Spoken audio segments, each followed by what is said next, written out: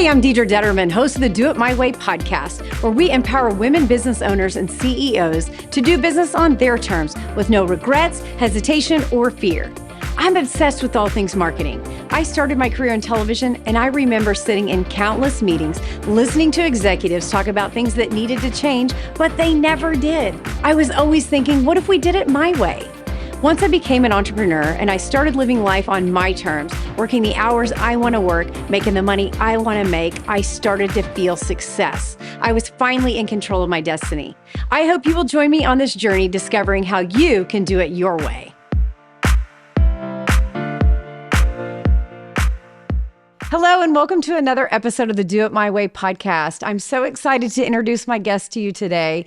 Her journey is very vast. She's done really about everything, I feel like. So without further ado, I'm going to introduce you to Teresa Gawey. Hi, Deidre. Hi, thank you for being here. I'm so excited that you came. And, I was looking through your bio and a little bit more about what you've done. And we kind of mirror each other a lot in our path, but you took a different route. So I'm really curious to kind of hear, what made you do the things you do. So first, before we get started, I just want to tell you a little bit about the Do It My Way podcast. Mm-hmm. So we basically empower female entrepreneurs and CEOs to do business on their terms with no regrets, hesitation, or fear. So what does that mean? Okay, you're making the money you want to make, you're working the hours you want to work, you're really in control of your life. And where this came about is I worked in corporate America for 10 years and they were dictating my life, right? I had to be there at 8:30 every day. 5:30 is when we closed, but if you left at 5:30, you kind of got the look like, why are you leaving early?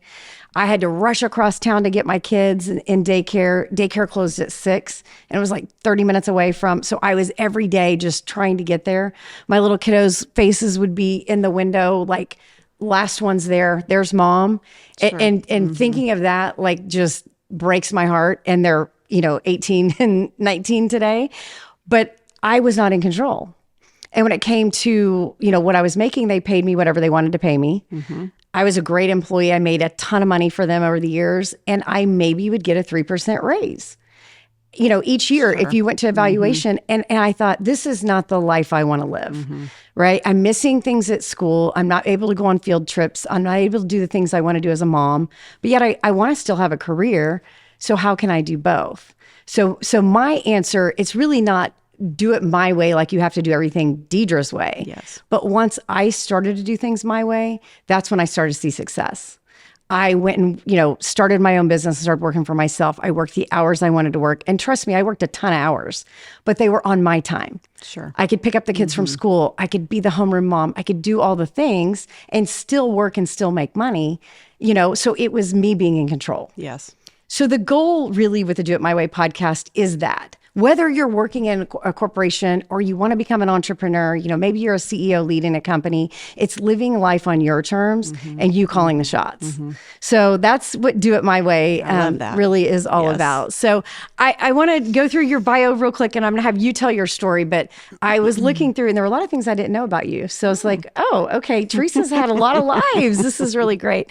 But so you started at OU, you had a journalism degree. I did. And I went to OSU and had a journalism degree. So we kind of mirror each other there. Then you went and worked for an agency. Yes. I worked for an agency as well out of college, which I will say was probably the best experience because it was a lot of work. It was hard and great. So you went that path and then you went back to get your master's in social work. Mm-hmm. And so going the nonprofit route, becoming an executive director, there was a lot of things that you did, taking that different road. Yes. And then you became a stay-at-home mom. So I'm like, okay, you've done the corporate thing, you've done the nonprofit thing, you've been the stay-at-home mom, and then you became an entrepreneur at age 49. So I love this story because so many people, number one, think, I'm 50, I turned 50 this year. And I'm like, you think you're 50, my life is over. You were just starting. That was like a whole nother career for you at that point. So I'm so excited to hear more about that. So just give us a little, view into Teresa Gawey and your journey. Well, as you mentioned, I got a journalism degree from OU. I'm a Tulsa native. Yeah. Let me start with that. Grew up here in Tulsa, loved Tulsa. Got my journalism degree, but I was a kid who never really knew what I wanted to be when I grew up. Mm-hmm. And I got to a point in college. My dad, I'm the oldest of 5 kids. So my dad said to us, you have to graduate in 4 years from college. And if you do, I will buy you a brand new car. Okay. So about 2 or 3 incentive. years into college, it came to the point where I need to pick something so I can get out in 4 years. I was pretty good at writing. I really enjoyed my journalism classes. I had taken some advertising classes and PR classes, really enjoyed them. And then somebody had told me, if you can write, that can translate to so many different careers. So true. So yes, journalism degree, got out of school, moved to Scottsdale with a friend, worked in advertising, made no money. Yeah, I know. Worked I know. so hard. And at that point, I went to her and I said, look, I need a little bit of a raise. And I knew that she valued me as an employee and that she loved my work, but she flat out said, no, I cannot afford to give you any more money. Isn't that crazy? And so I was kind of still searching for what I wanted to do. I became involved with a group called the Maryknoll Missioners. I went to Mexico for a couple months. I had quit my job right before, went and did some volunteer work in very southern Mexico. Decided that I missed school. I always loved school. And because I was kind of floating around, not sure about my career path, I decided I wanted to go back to school. So I enrolled at Catholic University in Washington, D.C., and I got a master's in social work. It's great.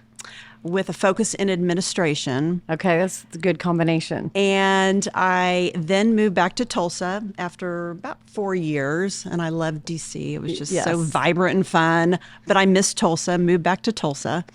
And then I started working for the United Way. That's awesome. And I was in the communications department. I worked under Becky Frank. Yeah. A lot of people know Becky. Oh, yeah. And she was the most wonderful boss and mentor. And I have to say, I've been very lucky in my career. I had so many fabulous women bosses who really taught me so much. Yes. Took me under their wing and were good mentors. And Becky was at the top of that list. That's great. Yes. Oh, I love that. And then stay-at-home mom. So, yes. Well, from United Way, I had a couple different positions. My final position before I was a stay-at-home mom was the executive director for Make-A-Wish Foundation. Okay, that's great. And I was in that position for 5 years. I loved it. That fits you. It was just so heartwarming, being able to give some hope. And these kids are just dealing with so much with these severe illnesses, and being able to grant wishes and give them something to look forward to and have a purpose. You wake up every day. That's a purpose. Yes. Not just a paycheck, but you're actually changing lives. Exactly.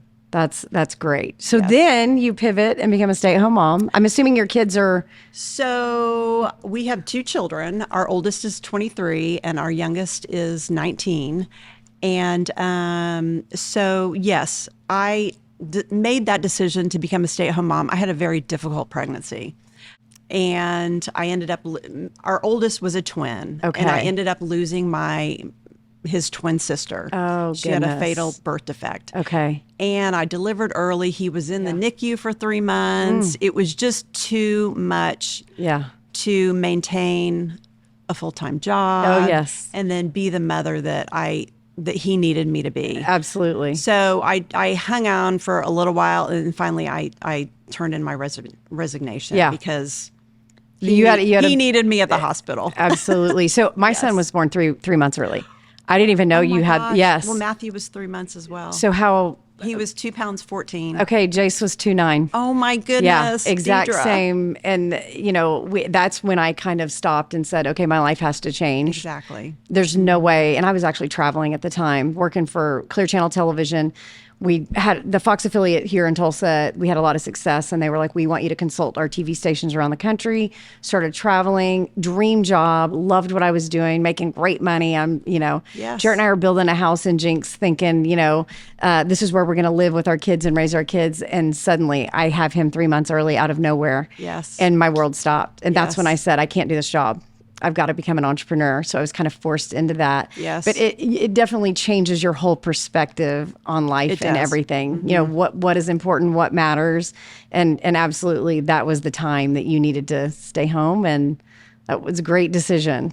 So how long did you stay home with them? I'm trying to think. I think it was about 13 years. Yeah.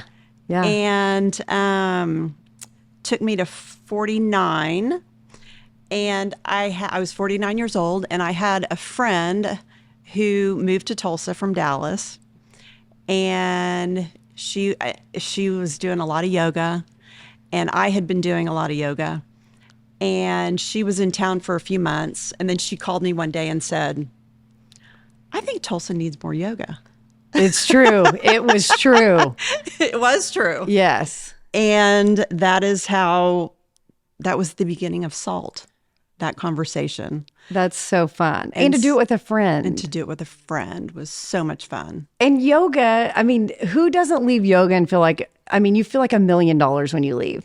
I always say that. I say to my friends, I'm like, because I'm I've always been like, my workout is like weights and running and sprinting and crazy, loud boot camp. Like, that's my style. That's what I like. Deidre, me too. CrossFit.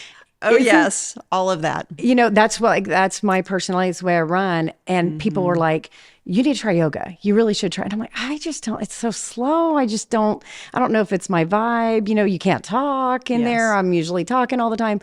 I go in there, especially SALT. It's just SALT. It's the way that you guys have it set up. Walking in there is literally my therapy. Like, I am always hooked up to my phone.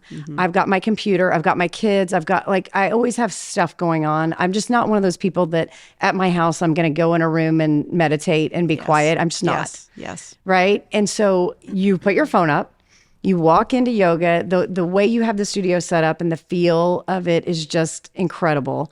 And I literally think, I have, had things going on in my life where I go in there and I'm like, I leave, my head's cleared. I feel great. My body feels great. I love and that. I can Thank you. go on. And I'm like, that is my therapy. It's such a great, and I think the thing I love too about SALT is so welcoming. You've got the 20-year-old that's in great shape that looks like she's, on the cover of some yoga something.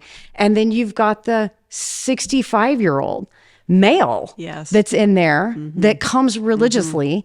And the gamut of people, it's like such a vast array of people. But they all come for that same, that feeling. And, I've always said, to me, working out is a mental thing. Yes. I love the physical aspect of it. Like, that's a bonus if my heart's great and I can live longer. But it's always been like a mental. And I think women trying to handle kids and work and all of that. So I can't wait to dive into that. And because I have a lot to say about that, because I'm a huge yoga fan now. And I've tried yoga lots of times. I never was hooked until I went to SALT. It's just a totally different feel. Yes. And, one thing I admire about you, and I'll say this really quick, you're the owner and you walk into, the studio. And if you didn't know, Teresa's in the back. She's being very subdued. No one knows you own the place. You're in the very back row and just very, you let the instructor be the star and kind of, I admire that. Thank you for that. Because that's your demeanor and your giving heart. You can just tell by that. Because most people are like, I've said, well, Teresa owns, SALT. And they're like, she does. Like, didn't even know that you were the owner because, you're in the back and you're kind of quiet and you let them run the show, which is very admirable. Well, I love that. We can, I want to kind of dive into a couple of questions, but first, a lot of what I'm interested in is just kind of your transitions, right? Because they're all so different. And I get the whole thing of college. Like, I was the same way. To be totally honest, my journalism degree was because I hated math and science. Exactly. So I'm like, what can I do to pass and not have to take those classes? Sure. And my counselor's like, well, what about PR or journalism. I'm like, perfect. Sounds great. I like to write. So I'll go into that. But was there anything in journalism school, like as you dove in, that you were like, that's my dream job? Like, did you want to be on the air? Did you want to be a reporter? You just were kind of like, I can write. I have to say, I mean, there was something about the newspaper business, which is, kind of a dinosaur now. Right. But at that time, that did intrigue me. And I worked for the OU Daily writing articles but I didn't have a huge passion to do that. Right. But again, those writing skills I have used in every invaluable position. I mean, invaluable. Salt yoga. Everything. I use it all the time. It's so great. If you can write, and I tell my kids that because, they don't love writing these days. They're texting, they're short form. They're not like used to sitting down and writing. Like we had to actually write letters to your friends. Yes. If you wanted to send your friend a note, you're going to write a note in class. Yes. And, so writing was a bigger part of our lives, I think, but it's such an important skill it is. Moving forward, with that. So I love that. Because I thought the glamour of I was like, I want to be on TV. Wouldn't that be cool to be a reporter and to do all this? And then I started working at a TV station and I was kind of like, I don't know if I want to do that job. Yes. Everyone's telling them what to say and what to do and what to wear. And they really are not, they don't have a lot of opinions of their own. I'm like, I think I want to be the person telling them what to do and what to say. Yes. And, more of that behind the scenes that way. But, okay, that's great. And it took you where you needed to go in life. Okay. So then, graduate school, you kind of were, advertising's brutal out of college, It is. right? I don't know if today is as like, but I was like working a million hours, making no money. Nothing. My dad actually, I called him, he's an accountant, and I called him and I said, Dad, they're giving me $13,000 a year. And he was like, no, wait, it was 17. It was 17. He goes, they're paying me $17,000 a year. And he sat there and he said, do they know you have a degree? And I said, well, yeah, this was like a sought after job. Like everybody wanted this job in my class. Like a lot of people applied. And he was like, I think you can get food stamps with that. And I'm like, that was the industry. I think it has gotten better, but it was like, they are like, hey, this is what we pay, because it was kind of a glamorous job. You were there for the perks, to get the tickets to the concerts and to do that. It wasn't about the pay, back then. But I did fall in love with all of that. I was like, marketing is fun. And yes. So really you're living in Scottsdale, and that's probably also tough to be away because I know your family's all here. You have a big family. So transition me from what Teresa was thinking and what you were like at the advertising agency, and then going, I'm going to pivot. I'm going to, go into social work. I did enjoy the job, but I was making $14,000. Yeah, there you go.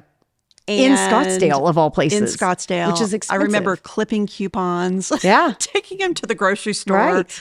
And really, when I went to my boss and asked her for a raise, just a little bit would have, just anything. Right. You're like $1,000 a year. I'm not even asking for, not that much. And I knew that, in fact, she called me 2 years after I had resigned and asked me to come back. Oh, wow. And I was I was long gone.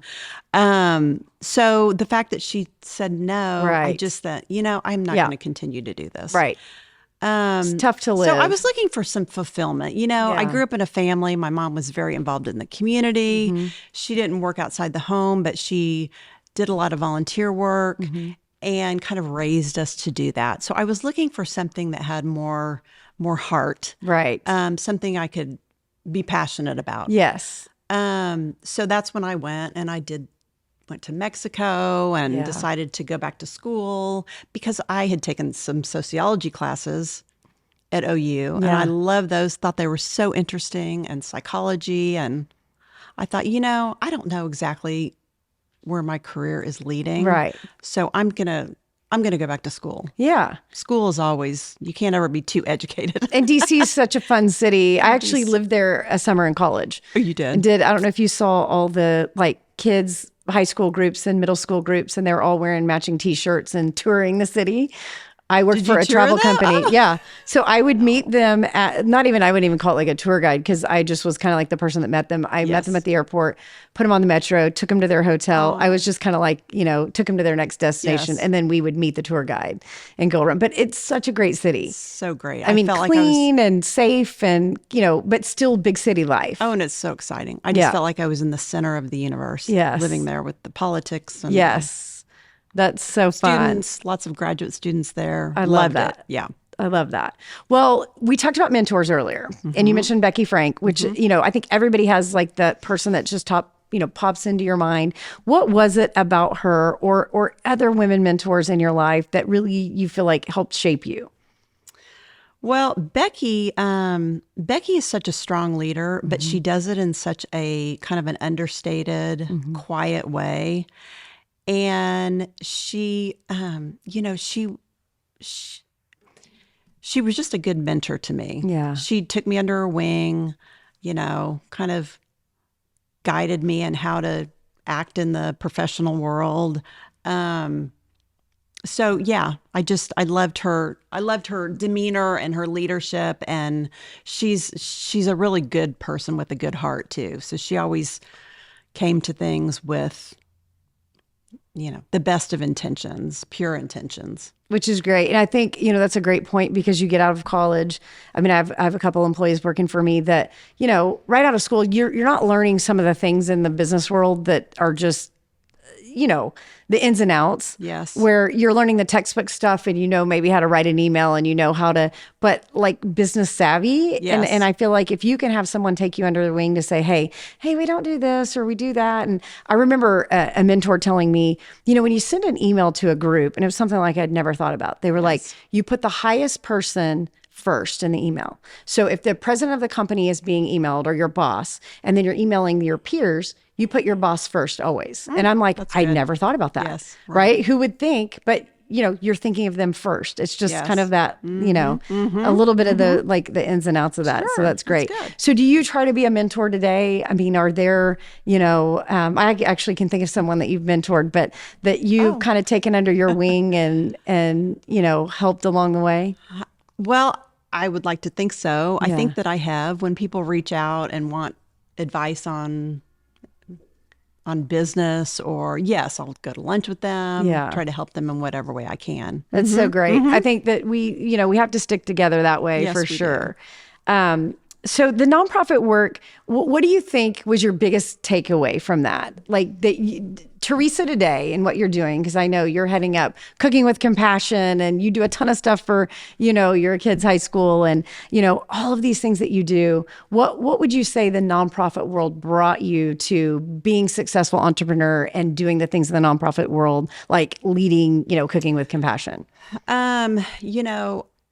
In the nonprofit world, you really have to wear lots of different hats. I mean, you have to do it all. Somebody said to me one time, I want your full basket of talents. Yeah, that's true. And it's true.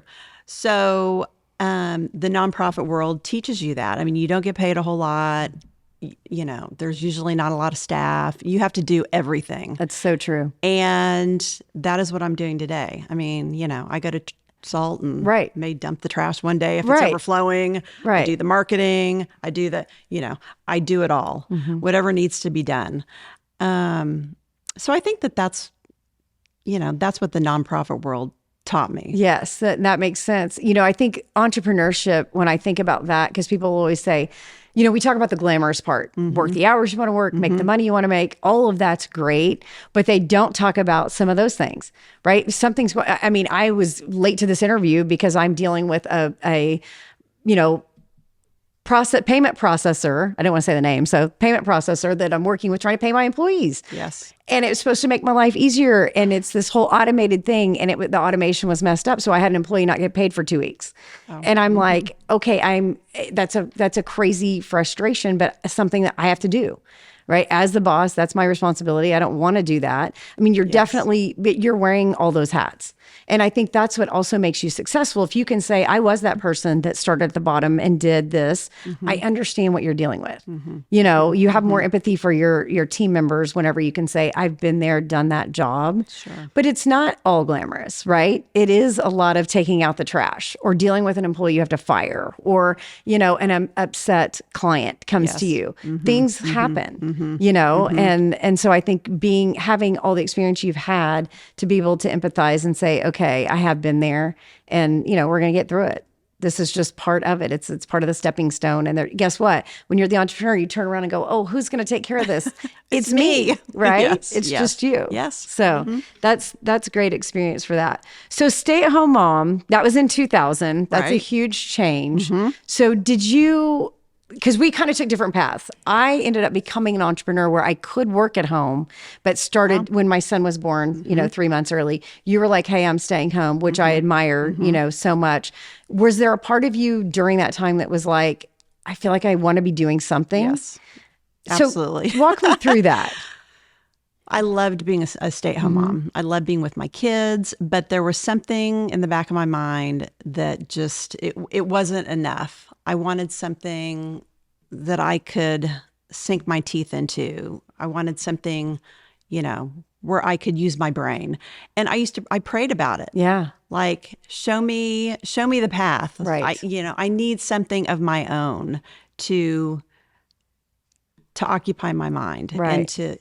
And so when Michelle called me that day and, she said, I think Tulsa needs more yoga. I think we should open a studio. I just jumped on it. And your kids were still in school. And they were would still have in been, school. What age would? So Matthew was born in 2000. Okay. So that was in 2012. Okay. And we opened in February of 2013. So you're he still was like, driving around. You're I'm still driving. the taxi driver. And It was pretty crazy for the Right. first year. yeah, Trying to juggle all of that. that's right. But from being an entrepreneur Yeah. and a mom, you take your pockets of time. Like, if I'm sitting at a doctor's appointment, I can return an email. That's right. So that's the great thing about being a business owner is you have flexibility. I can return emails when we're on vacation. Right. I can do, it's not 8:00 to 5:30 or 6 in the evening. I'm not tied to a desk. That's right. There's just as much work, but you're doing it sometimes in the evenings, sometimes on the weekends, wherever you can find those little pockets of time.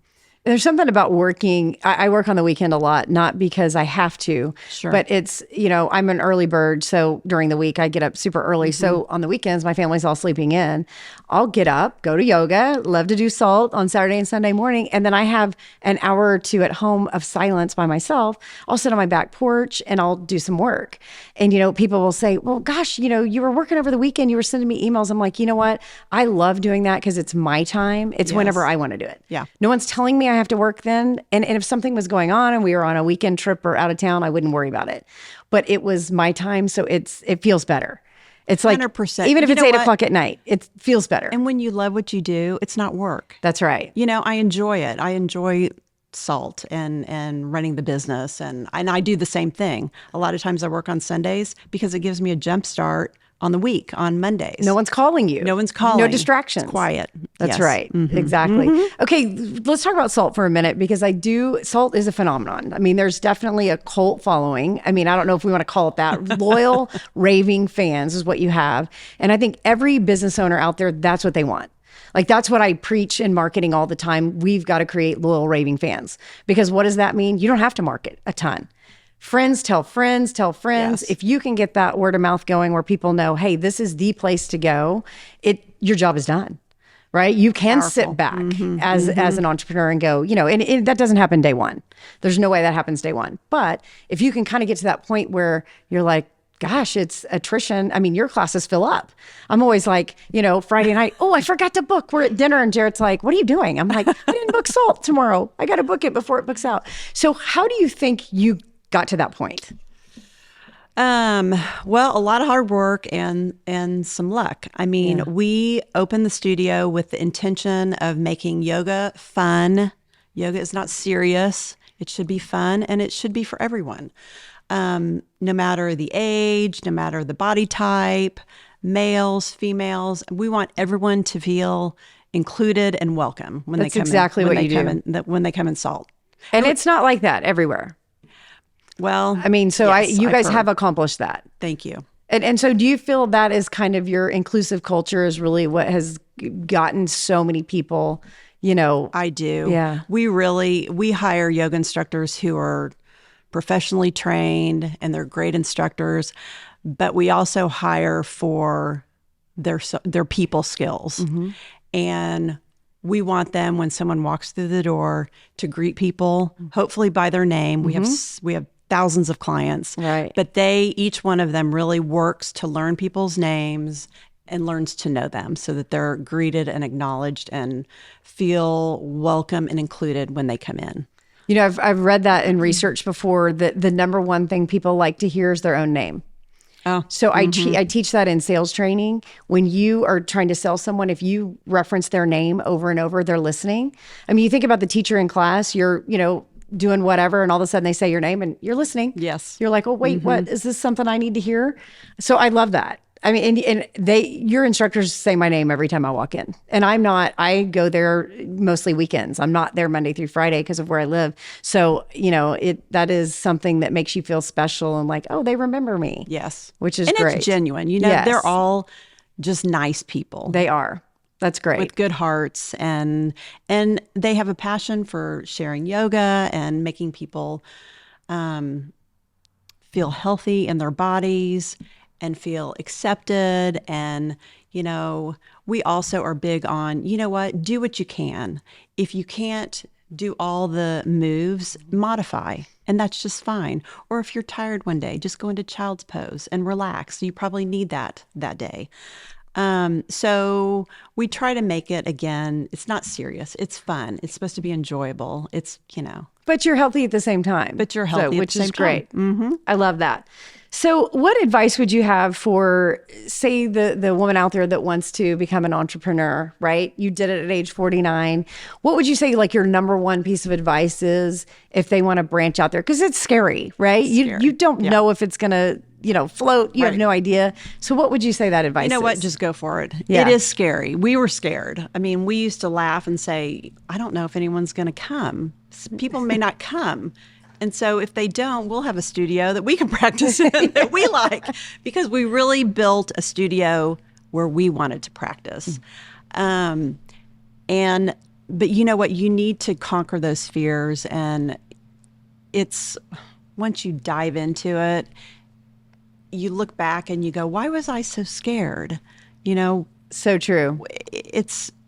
I think you being so genuine too, saying, like, I can always tell the culture of a company right when you walk in.